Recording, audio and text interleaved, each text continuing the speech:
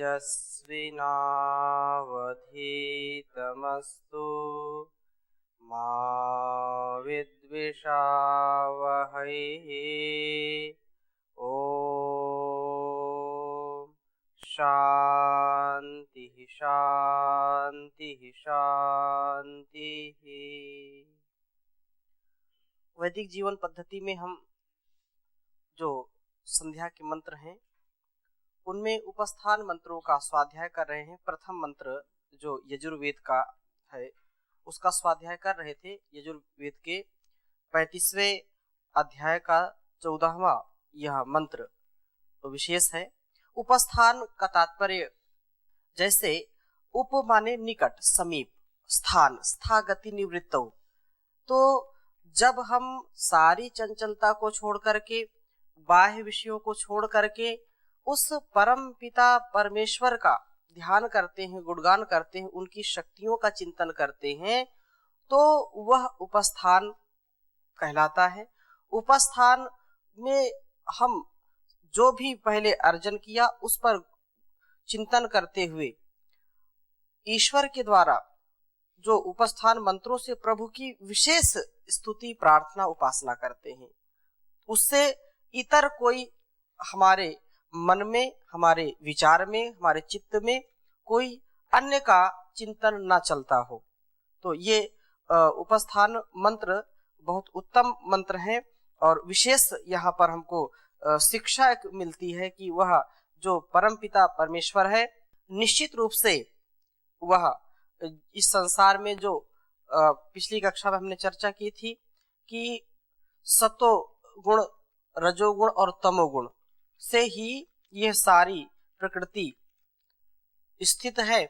अतः इनकी जो है साम्य अवस्था है, उस प्रकृति सतोगुण, रजोगुण, तमस आदि का परमाणुओं के मूल सूक्ष्म तत्व अंश हैं, जिनको आधुनिक भाषा में प्रोटॉन्स, इलेक्ट्रॉन्स, न्यूट्रॉन्स कहा जाता है। प्रकृति के सोए हुए परमाणुओं में प्रभु के ईक्षण से जब चेतनता जागृत होती है तब यह गतिशील होते हैं। उनका एक विशाल जो अस्तित्व है वो हिलोरे मारता हुआ जैसे समुद्र उमड़ता है, जिसे हिरण्यगर्भ कहते हैं, और यह आपस में नियंत्रित या नियमित रूप से मिलते हैं, कणियां बनाते हैं, तन्मात्राओं का रूप लेती हैं, पर अभी यह सूक्ष्म होती और दिखाई नहीं देती हैं। संसार में हम कितने पदार्थों का या कितने ऐसे अस्तित्व हैं जिनको हम देख नहीं सकते, सुन नहीं सकते, स्पर्श नहीं कर सकते, लेकिन उनका अस्तित्व होता है। और प्रकृति से विकृति जो सृष्टि रचना है उसका बोध होता है। मूल प्रकृति के ही अनेक रूप हैं। इसलिए ये उपस्थान मंत्र में जो ये पहला मंत्र दिया है, उद्वयम तमसस्परि स्वः पश्यन्त उत्तरम देवम देवत्रा सूर्य मगनमा ज्योतिरुत्तमम। यह मंत्र विशेष मंत्र है और यहाँ पर हमको समझना है कि हम लोग व्यवहारिक दृष्टि से हम इसको समझने का प्रयास करते हैं। वयम, हम लोग तमसः पाप या अंधकार से परि ऊपर उठ करके स्वः पश्यंत ज्योति ही दृष्टवंतः, प्रकाश को देखा, और देवम सूर्यम परम प्रकाश ईश्वर को उद अगन्म पा लिया। उत्तरम आगे बढ़ करके देखा तो उत्तरम ज्योति ही अधिक तेज वाले प्रकाश को पाया, और आगे बढ़े तो देवत्रा हर प्रकाशक वस्तु में जो व्यापक उत्तम ज्योति, सर्वोत्कृष्ट ज्योति अर्थात परम प्रभु उस परमेश्वर को हमने पाया। व्याख्यान करते हुए विद्वान आगे लिख रहे हैं इसमें कि तमसः परि, उत्तम ऊपर, अर्थात तमस नाम का जो अंधेरे का और पाप का नाम है। जो तमस है वो अंधेरा है और पाप युक्त व्यक्ति भी अंधेरे में ही जीता है। जो पाप करता है वो अज्ञान में, अधर्म में या अविवेक में, अविद्या में करता है, तो वह यही कहलाता है कि वह व्यक्ति अंधेरे में जी रहा है, उसको इसका ज्ञान नहीं है, इसका विवेक नहीं है। अतः मनुष्य का साधारण जीवन अंधकार या पापों से आच्छादित रहता है। खाने पीने, संसार के एक एक व्यवहार में वो बेहोश रहता है, उसको पूरा होशो हवास नहीं रहता है। तो वो जाने अनजाने बहुत सारे ऐसे कर्म करता है जो अंधकार से युक्त होता है। और यजुर्वेद के 40वें अध्याय में ये बात आई ईशोपनिषद के मंत्र में कि असुर्या नाम ते लोका अंधेन तमसावृता तांस्ते प्रेत्यापि गच्छन्ति ये के चा आत्महनोजना। जो आत्महंता है, जो अपनी अंतर आत्मा की प्रेरणा को स्वीकार नहीं करते हैं, उसको तिरस्कृत करते हैं, तिरस्कार करते हैं। अंतःकरण में परम पिता परमेश्वर जो है हमेशा प्रेरणाएं देता रहता है। हमारी आत्मा ये सत्य सत्य का जानने वाला है, फिर भी झूठ, छल, कपट या ईर्ष्या, द्वेष या स्वार्थ के वशीभूत होकर के पाप में व्यक्ति निरत हो जाता है। अतः यह बात बिल्कुल स्पष्ट हमको समझनी चाहिए कि हम जब भी कोई कार्य करते हैं, यदि अच्छा कार्य करते हैं तो हमारे अंदर से ही हमको उत्साह मिलता है, प्रसन्नता आती है, करुणा आती है और संतोष मिलता है। लेकिन जब कोई गलत कार्य करते हैं तो भय, शोक, लज्जा ये आने लगती है। तो भय जब आए, शोक आए, लज्जा आए तो समझिए कि ये कार्य ठीक नहीं है, उसको वहीं पर छोड़ देना चाहिए। ऐसा जो आत्मानुकूल आचरण करते हैं वो तो जीवन में जो है ज्योति पूर्वक, ज्ञान ज्योति पूर्वक कार्य करते हैं, विवेक पूर्वक कार्य करते हैं। लेकिन जो अंतःकरण अर्थात आत्मा की बात को जो नहीं मानते हैं वो आत्महंता होते हैं और वे पाप को प्राप्त करते हैं।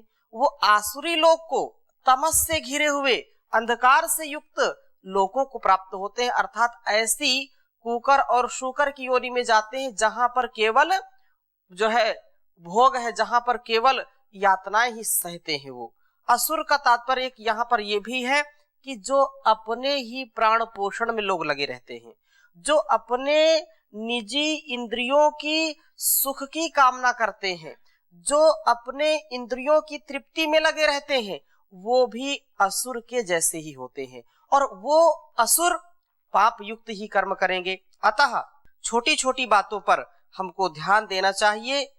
परम तत्व के दर्शन हमको हमेशा हर पल करने चाहिए।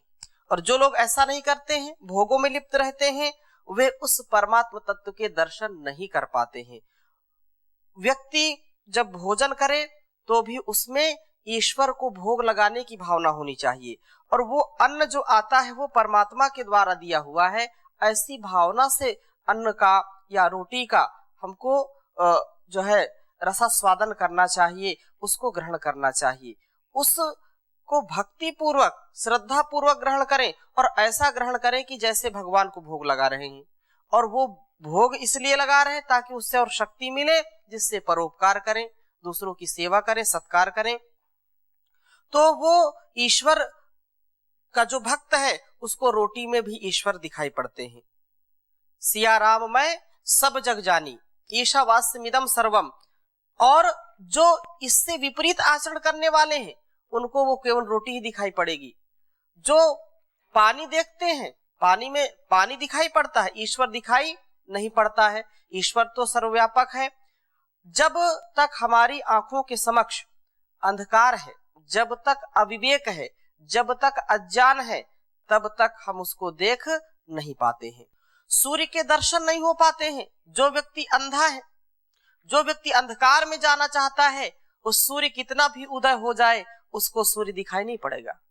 जो सूर्य को देखना चाहता है, सूर्य की कामना करता है, अर्थात प्रकाश की कामना करता है, ज्ञान की, विज्ञान की, विद्या की कामना करता है, उसी को ही विद्या मिलती है, उसी को ज्ञान मिलता है और जो सर्वोत्कृष्ट है।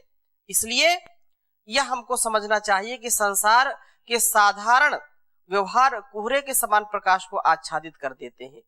शीत ऋतु आती है, सूर्य है, लेकिन कोहरा जब बहुत अधिक होता है तो सूर्य भी छिप जाता है। इसका तात्पर्य कदापि ये नहीं होता है कि सूर्य उदय ही नहीं हुआ है या सूर्य है ही नहीं। सूर्य तो रहता है, लेकिन कोहरा उसको जो है आच्छादित कर लेता है, वैसे ही हमारे जीवन में जो काम, क्रोध, ईर्ष्या, लोभ, द्वेष आदि ये अनेक प्रकार के दुर्गुण है, दुर्व्यसन है, ये हमारे ज्ञान को आच्छादित कर लेते हैं, हमारे अंदर के प्रकाश को, हमारे अंदर की श्रद्धा को, भक्ति को, सदकर्मों को, सदव्यवहार को, सुसंस्कार को ढक लेते हैं। और वो फिर हमको लगता है कि मेरा स्वरूप तो ऐसा ही है, मैं पापी ही हूँ, मैं क्रोधी ही हूँ, मैं कामी ही हूँ, ऐसा वो समझ लेता है और फिर उससे उबरने का प्रयास नहीं करता।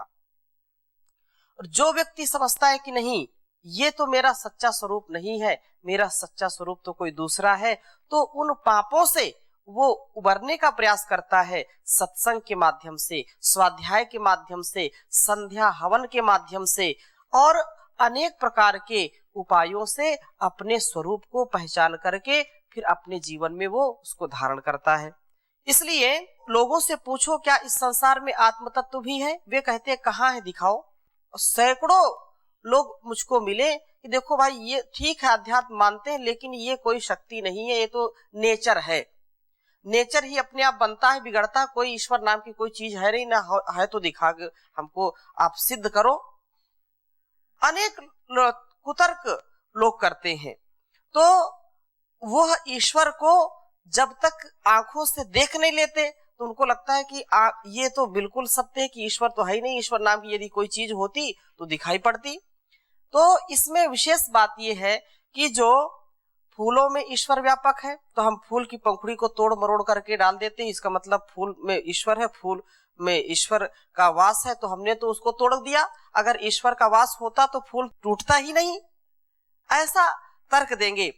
दिखाई पड़ता, वो दिखाई पड़ता नहीं। यदि ईश्वर प्रत्येक आंख को समान रूप से दिखाई पड़ जाती है तो मनुष्य समान रूप से आस्तिक और ईश्वर के श्रद्धालु होते और संसार में पाप, अंधकार या क्लेश का नाम न होता, जिसके कारण हम सब हैं, जिसके मूल में होने से हमारा जीवन है, जिसने सब कुछ हमको दिया है, जिसके विषय में हमको बिल्कुल भ्रांति नहीं होनी चाहिए, उसी में आज ये दुर्भाग्य की सबसे ज्यादा भ्रांति है कि वो है भी या नहीं भी है।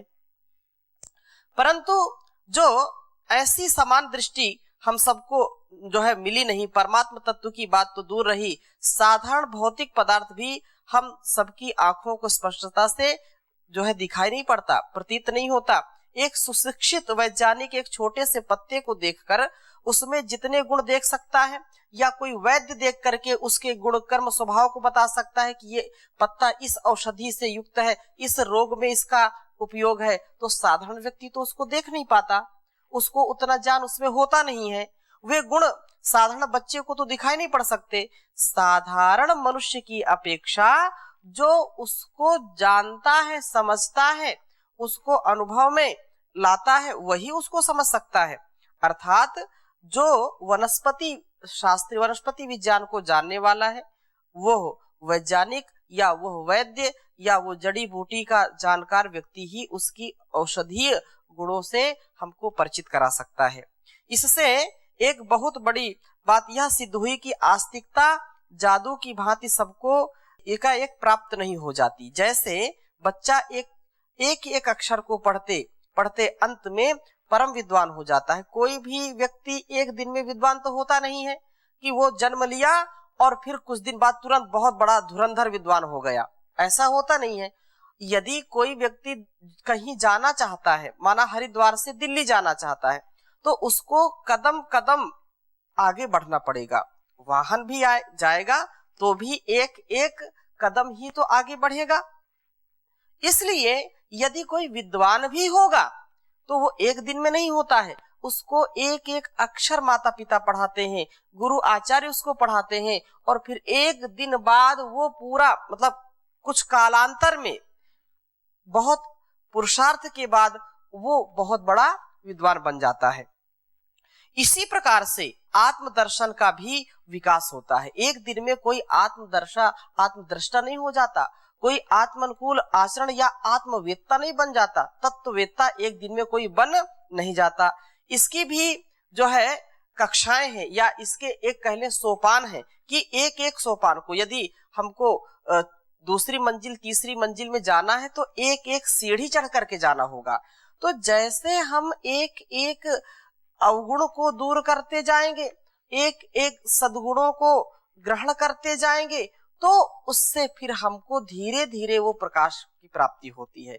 धीरे धीरे हम इस जीवन को आगे जी पाते हैं, बढ़ पाते हैं। यदि आप सुयोग्य गणितज्ञ बनना चाहते हैं तो ऐसा नहीं कि कोई जादू की छड़ी घुमाई और बहुत बड़े वैज्ञानिक बन गए कि बहुत बड़े ये गणितज्ञ हैं, छू मंतर कर दिया, ऐसा होता नहीं है।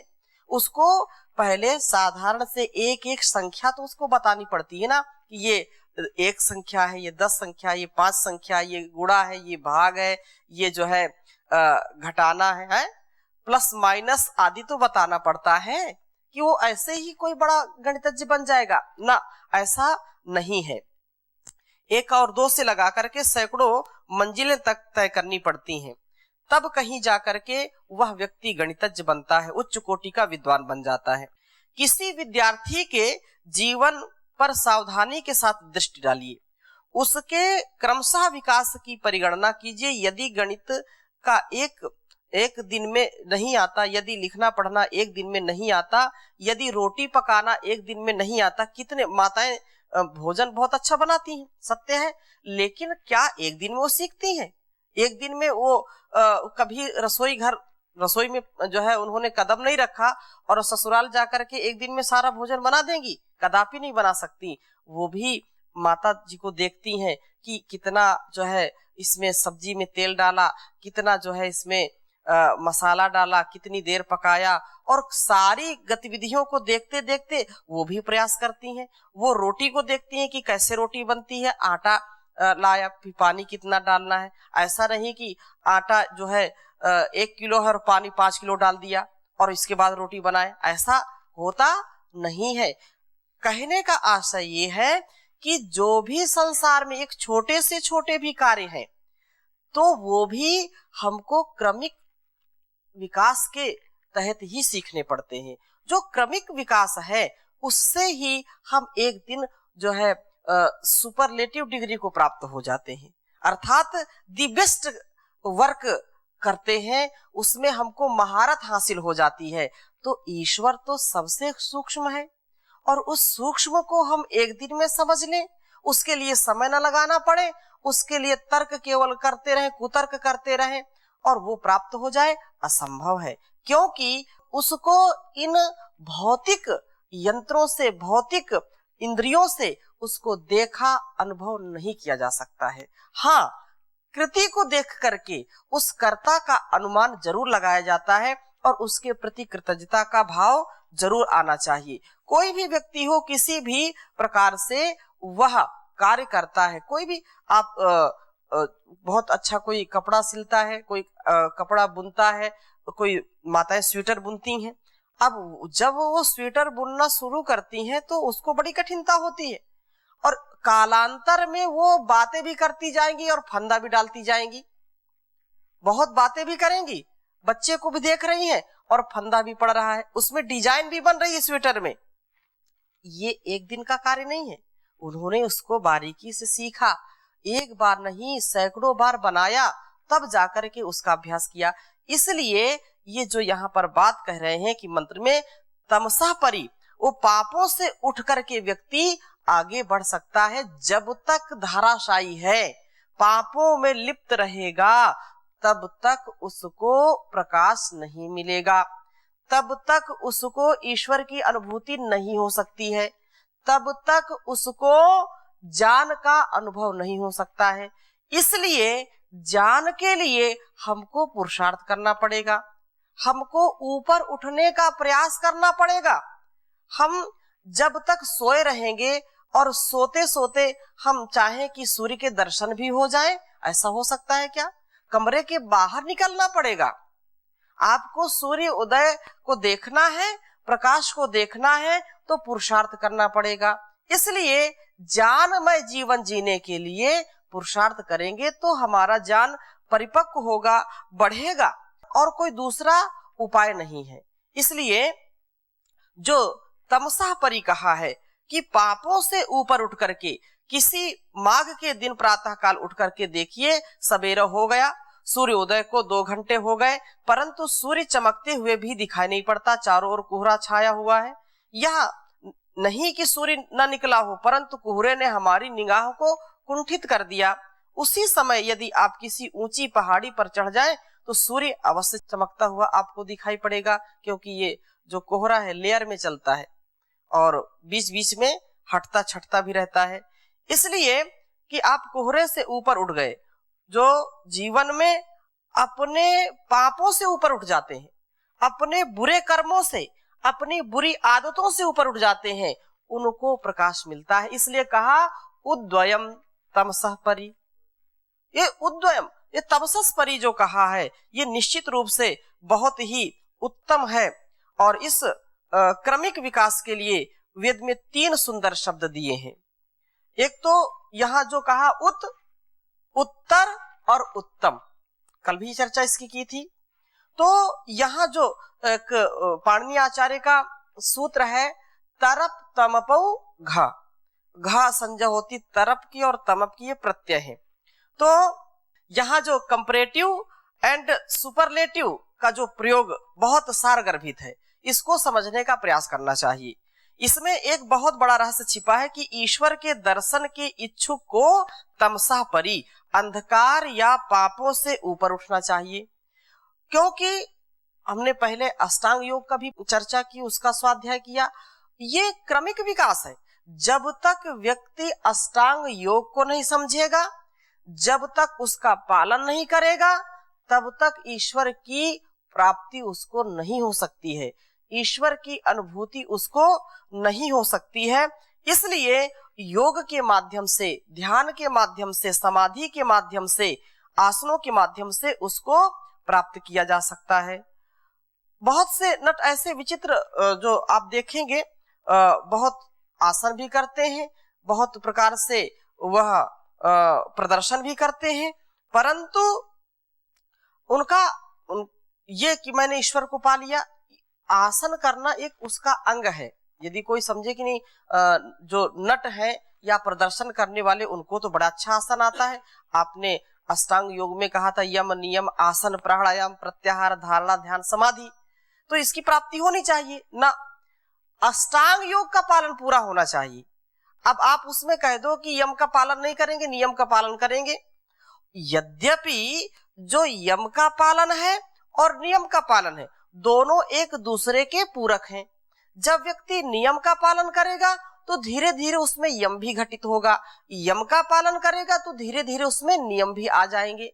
ऐसी दृष्टि हमको मिलती है। लेकिन एकांगी केवल कुछ नहीं होता कि केवल आसन करते रहें, केवल प्रदर्शन करते रहें और ये बोले कि हम तो ये आसन कर रहे हैं, हमको बहुत अच्छा आता है, ईश्वर की प्राप्ति तो हुई नहीं, तो आपकी बात तो झूठी हो गई। ऐसा कभी विचार नहीं करना चाहिए। अतः एक अंग नहीं, जो 8 अंग है उनका पालन करना चाहिए। पापों से ऊपर उठने के लिए तैत्तिरीय संहिता में आया, पापमा वै तमः पापमानम एव अस्माद अपहंति। बहुत सुंदर बात कही कि अहिंसा और सत्य की प्राप्ति क्षण भर में तो होती नहीं है। जो अपने को साधु कहते हैं या जिनको संसार साधु कहता है, उनको भी अहिंसा और सत्य की उपादेयता में संदेह रहता है। जो लोग रात दिन शास्त्रों के में सत्य और अहिंसा के उपदेश को सुनते हैं, समझते हैं, उनके आधार पर प्रतिदिन दूसरों को उपदेश देते हैं, वे भी यह कहते सुने जाते हैं कि सत्य और अहिंसा का सहारा लेकर के कोई भी व्यक्ति अपने व्यापार को करता है, या वो व्यापार में जब तक झूठ नहीं बोलेगा तब तक उसका व्यापार नहीं चलेगा। ये एक कहने का आशा ये है कि कुछ लोग दोहरी बात करते हैं कि भाई व्यवहार काल में तो इसको नहीं घटा सकते, नहीं तो उसको जीवन में सफलता नहीं मिलेगी, उसका व्यापार नहीं चलेगा।